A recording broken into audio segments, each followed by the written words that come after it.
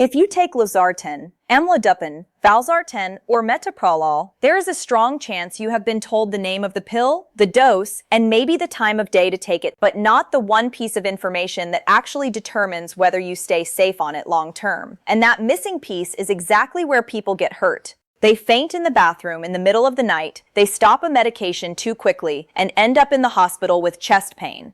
They ignore swelling in their ankles because they assume it's just age, or they panic over a symptom nobody ever bothered to explain to them in the first place. I'm Dr. Anna, and if any one of these medications is sitting in your daily pill organizer, stay with me, because by the end of this video, you will understand 11 truths about these drugs that can protect your heart, your kidneys, your brain, and in some cases, your life. Before we get started, please subscribe to Senior Health for clear, practical guidance that protects your heart, your independence, and your peace of mind every single day. And let me be honest about something before we begin counting down. When I say what most appointments don't cover, I don't mean anyone is hiding the truth from you. I mean most visits are rushed, the explanation gets squeezed into a minute or less, and the details that matter most once you're back home are often the details patients never actually hear. These 4 medications are extremely common. Millions of people take them every day, but common does not mean simple. Each one lowers blood pressure through a different mechanism, each one comes with its own set of trade-offs, and each one tells you something different about what your body may need. The most dangerous assumption of all is treating them as basically interchangeable, basically harmless, and basically fine as long as the number on the blood pressure monitor looks good. That assumption is exactly where people run into trouble. So let's begin with truth number 11, because this one changes everything before the bottle is even opened. Truth number 11 is this: these are not 4 versions of the same pill. That sounds obvious until you see how many people treat them as if they were. Think about Gerald, 72, a retired electrician who told me, "Doctor, I've been on 3 different blood pressure medicines over the last 10 years, and honestly, they all feel the same to me." He meant well, but that sentence told me he had no real understanding of his own treatment. Losartan and Valsartan belong to a family called ARBs. They work by blocking a hormone system that tightens blood vessels. Amlodipine is a calcium channel blocker, and it relaxes blood vessels through a completely different pathway.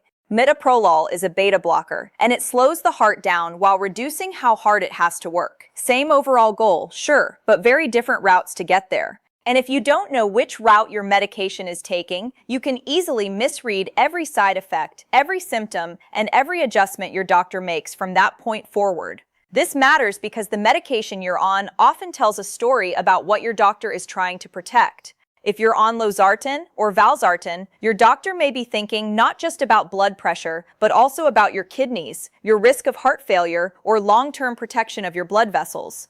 If you're on Amlodipine, they may be looking for strong, steady relaxation of the blood vessels, especially if other medications weren't doing enough on their own. If you're on Metoprolol, the story may not even be primarily about blood pressure at all. It could be about heart rate, angina, a previous heart attack, heart failure, or an irregular rhythm. Do you see why this matters?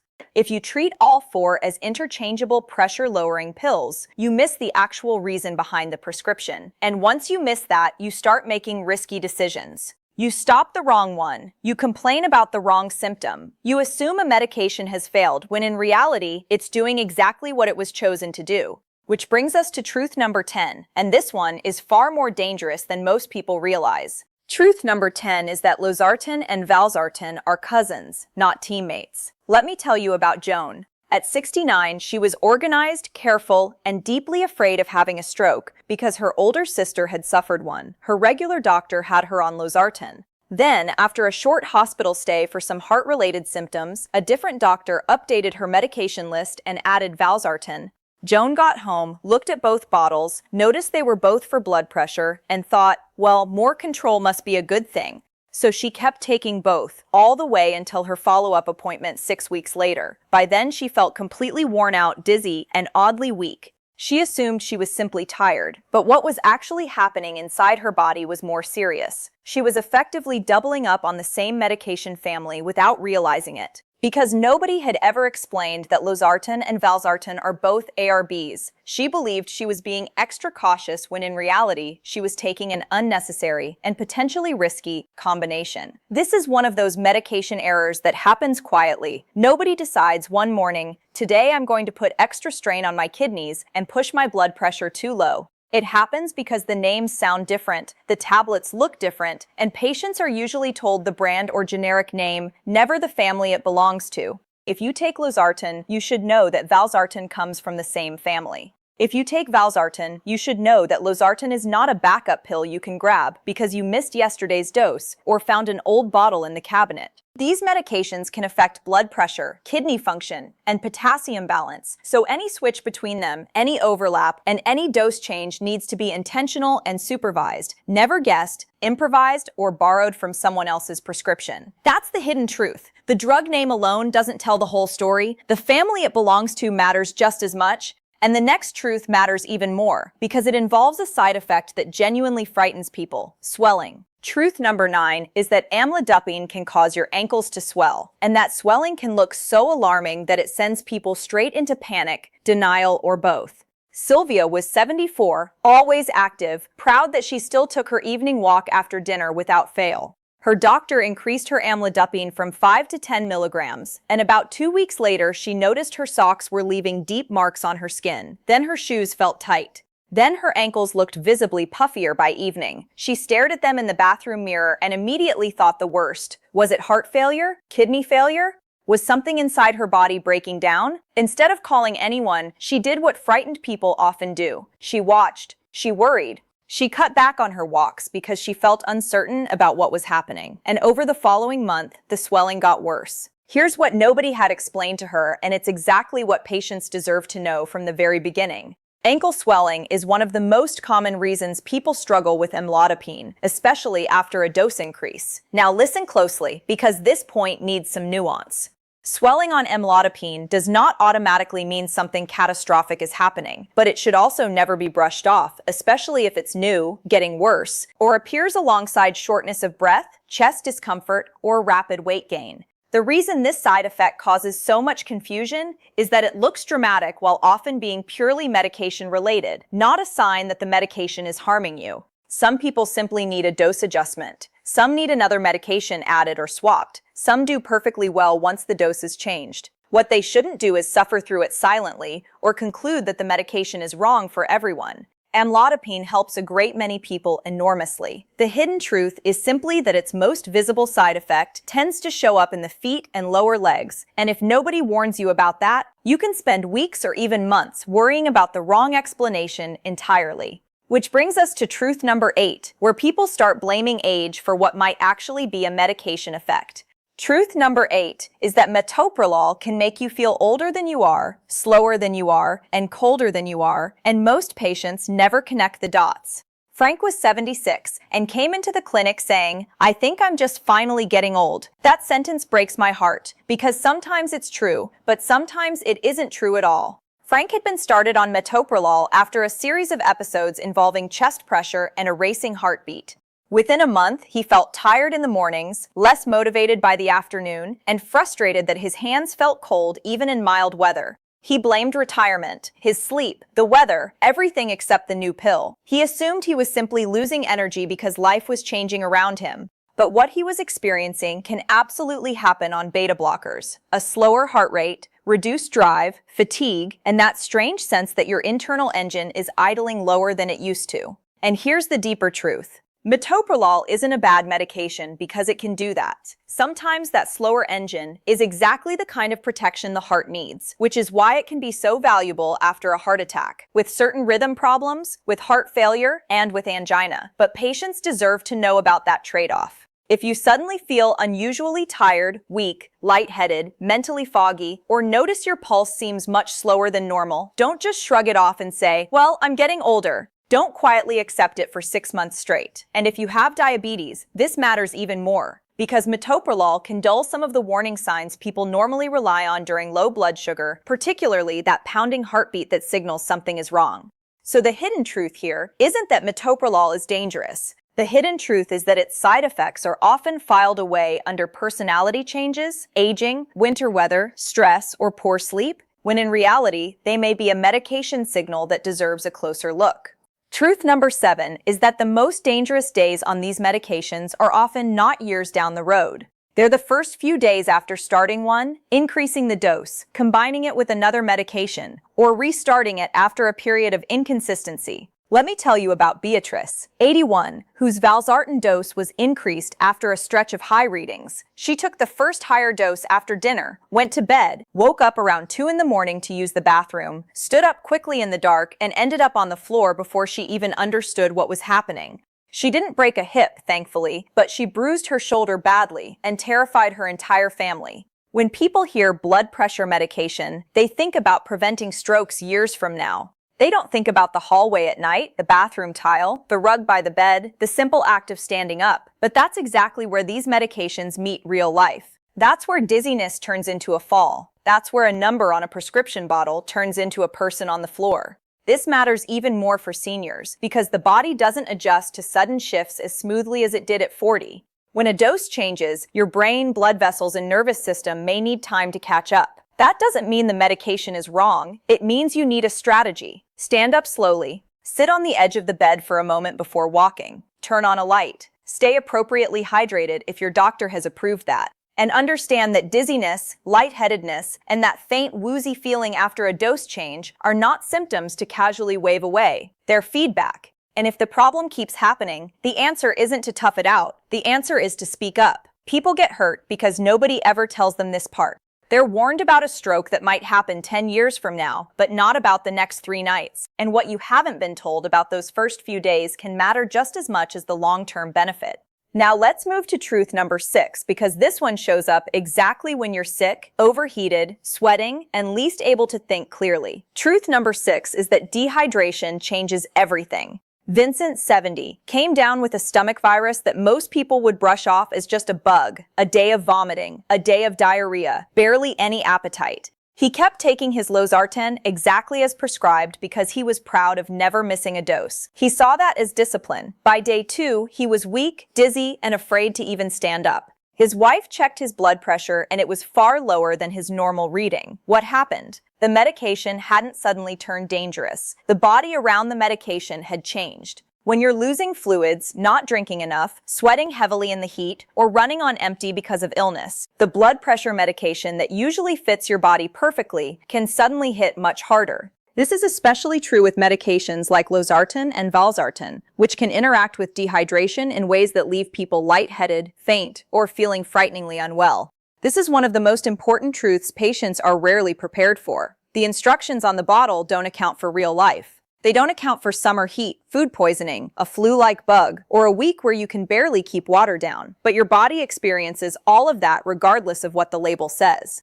That's why every patient on these medications should have what I call a sick day plan. Not a self-made rule, not random stopping, an actual plan. What should you do if you're vomiting? What should you do if diarrhea lasts all day? What should you do if you can't eat, can't drink, and feel like your blood pressure is dropping through the floor? Those questions need answers before the illness happens, not in the middle of it. The hidden truth is that take it every day sounds simple until your normal body is no longer your normal body. And if nobody has ever prepared you for that moment, you become vulnerable at the exact time you most need clarity. Truth number 5 is that over-the-counter medications can quietly undermine your prescription. And this is where even the most careful patients get blindsided. Nancy was 73 and took great pride in how faithfully she managed her blood pressure medication. Same time every morning, same pill organizer, same little notebook. Then winter arrived along with knee pain from arthritis and a miserable head cold. She started taking an over-the-counter pain reliever for her knee and a cold remedy for her congestion. Within 10 days, her blood pressure had climbed, her ankles felt different, and she assumed her prescription had simply stopped working. It hadn't. She had unknowingly introduced new players into the mix. NSAID pain relievers like ibuprofen or naproxen can interfere with blood pressure control and can be especially problematic alongside medications like Losartan or Valsartan. Cold and flu products can contain ingredients that raise blood pressure, and because these products are sold so casually, people assume they're harmless companions to their prescriptions. They're not always harmless. This is where patients need to become a bit of a detective. If your blood pressure suddenly rises, don't just stare at your prescription bottle and assume the problem lives there. Ask what else has entered the picture. New pain pills, sinus tablets, decongestants, herbal products, a leftover medication from someone else. Even natural supplements can muddy the water because natural doesn't mean tested, compatible, or safe alongside your prescriptions. This is exactly why I tell patients, every time you pick up something over the counter, treat it like it's applying for a job inside your bloodstream. It shouldn't get hired until it's been checked. The hidden truth isn't just that your prescription matters, it's that your prescription exists inside an ecosystem, and everything around it affects how safe and effective it actually is. If you don't understand that ecosystem, you can be perfectly faithful to your main medication, while another product on the shelf quietly undoes all of that effort. Now we move to truth number 4, and this one can affect the heartbeat itself. Truth number 4 is that potassium can become a hidden danger if you take Losartan or Valsartan, and the most innocent-looking culprit is often the salt substitute sitting in your kitchen. Carol was 67 and had recently been told to cut back on sodium because of her blood pressure. She took that advice seriously. She stopped salting her food entirely and bought a salt substitute marketed as heart-friendly. Every time she sprinkled it on her vegetables, she felt proud, believing she was helping both her blood pressure and her heart at the same time. What she didn't realize was that many salt substitutes replace sodium with potassium, and while that sounds healthy on the surface, it can become a genuine problem if you're taking an ARB like Losartan or Valsartan, because those medications can already raise potassium levels on their own. Add in supplements, salt substitutes, certain other medications, dehydration, or kidney issues, and suddenly you have a recipe for weakness, heart palpitations, muscle symptoms, and in severe cases, dangerous rhythm problems. This is one of the cruelest medication traps out there because it punishes people for trying to do the right thing. They aren't misusing their medication. They're following lifestyle advice they were given, just without the missing warning attached to it. So hear me clearly. If you take Losartan or Valsartan, don't assume every low-sodium product is automatically safe for you. Don't assume a potassium supplement is harmless just because it's sitting on the vitamin aisle shelf. Don't dismiss muscle weakness, tingling, or an unusual heartbeat as unrelated. Patients on ARBs often need periodic blood work for exactly this reason. Your doctor isn't being overly cautious when they check your kidney function and potassium levels. They're watching for the hidden side of a medication that's helpful when balanced and risky when ignored. The truth most people never hear is that one of the biggest risks on these medications might not come from the prescription itself, but from the healthy thing sitting right next to it. Which brings us to truth number 3, and it changes how you think about being on more than one blood pressure medication. Truth number 3 is that needing 2 or 3 blood pressure medications does not mean you failed at anything. Raymond was 71 and almost embarrassed when he told me he'd been prescribed Amlodipine on top of his existing medication. A few months later, when a diuretic was discussed, he looked at me like he was receiving some kind of verdict on his character. "I guess I really messed up somewhere," he said.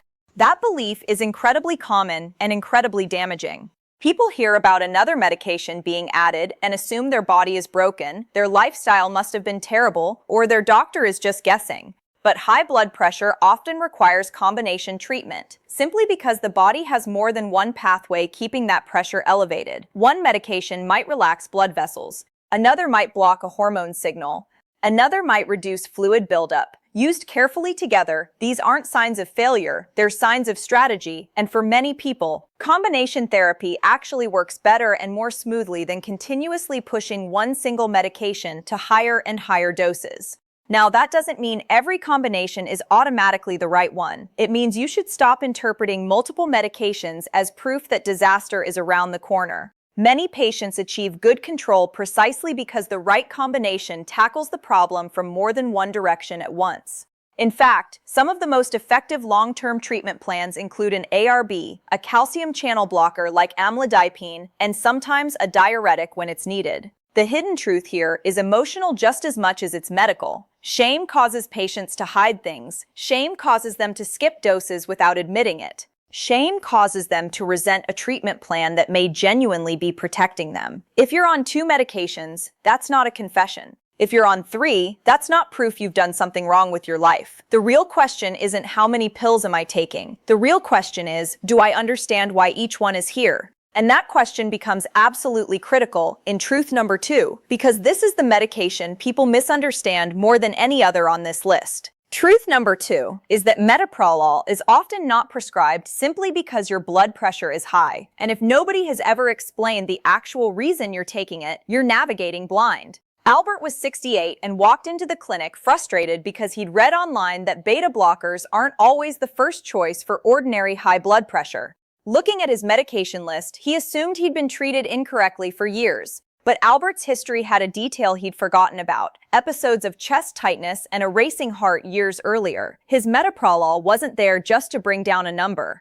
It was there to slow his heart, reduce its workload, and protect him from symptoms that matter just as much as a blood pressure reading. This is exactly why comparisons you find online can be dangerous when they leave out context. Losartan, Amlodipine, Valsartan, Metoprolol. They're not competing in some kind of contest for the best blood pressure pill. They're answering different clinical questions in different bodies. So if you're on Metoprolol, don't make the mistake of reading that it isn't first line for simple high blood pressure and concluding it has no place in your treatment. Ask the better question instead: why was this chosen for me? A previous heart attack, angina, an irregular heartbeat, heart failure, tremor, a racing pulse, anxiety-related surges. The exact same pill can mean very different things for different patients. And that's precisely why blind comparison is so risky. The hidden truth isn't that metoprolol is overused across the board.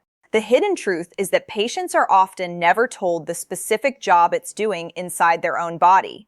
And once that explanation is missing, people start judging the medication based on headlines instead of purpose. And if that happens, the final truth, truth number 1, becomes dangerously easy to act on. Because if you don't understand why a medication is part of your routine, you become far more likely to stop it suddenly the moment you start feeling fine. And for some people, that turns out to be the most dangerous decision of all. Truth number 1 is this: feeling better is not permission to stop these medications on your own. And with metoprolol especially, stopping it suddenly can be genuinely dangerous. Let me tell you about Howard, because his story has stayed with me. Howard was 75, sharp, fiercely independent, and never comfortable with the idea of being on too many pills. He had been taking metoprolol for years. One week he felt especially tired, looked at his pill bottle, and decided to take a break from it for a few days just to prove to himself that he didn't really need it. He didn't call his doctor. He didn't taper down gradually. He didn't ask anyone. On the second day without it, his heart started pounding, he felt pressure in his chest, and he ended up in the emergency room, genuinely frightened. This is something patients aren't told often enough. Some blood pressure medications aren't just quietly lowering a number in the background. They become part of the rhythm your body has adapted to, and removing them abruptly can cause a rebound that's far from gentle. This applies beyond metoprolol too, though metoprolol is the one I worry about most when it comes to sudden withdrawal. Losartan, Valsartan, and Amlodipine are long-term control medications. They manage a condition that's often called silent, precisely because it usually doesn't send out warning pain before damage starts building up. So when a patient says, "I feel completely normal, maybe I don't need this anymore," they're actually misunderstanding the entire point. You feel normal because the treatment may be working. High blood pressure is called silent for a reason. It doesn't sit there reminding you all day that it's still present. That's exactly why inconsistency is so risky. Skipping doses while traveling, doubling up the next day to catch up, only taking it when you feel your pressure is high, or stopping for a week because you want to reset your body. The hidden truth most appointments don't have time to spell out slowly enough is this: blood pressure medication only protects you when you treat it like a system, not a mood. And the moment you start dosing based on how you feel that day, you trade protection for chaos. So let me bring all of this together the way I wish every patient heard it on the very first day their prescription was written. If you take Losartan or Valsartan, remember that kidney function, hydration, potassium levels, and salt substitutes all matter. If you take Amlodipine, watch for swelling, dizziness, and flushing, and never quietly endure symptoms that deserve a second look. If you take metoprolol, understand that tiredness, cold hand, a slower pulse, and sometimes masked low blood sugar warnings can all be part of the picture, and never stop it suddenly without guidance. If your dose changes, be extra careful when standing up, especially at night. If you get sick with vomiting, diarrhea, or poor appetite, know that your medication plan may need to be reviewed. And if you pick up pain relievers, cold remedies, supplements, or low-sodium products, check them first.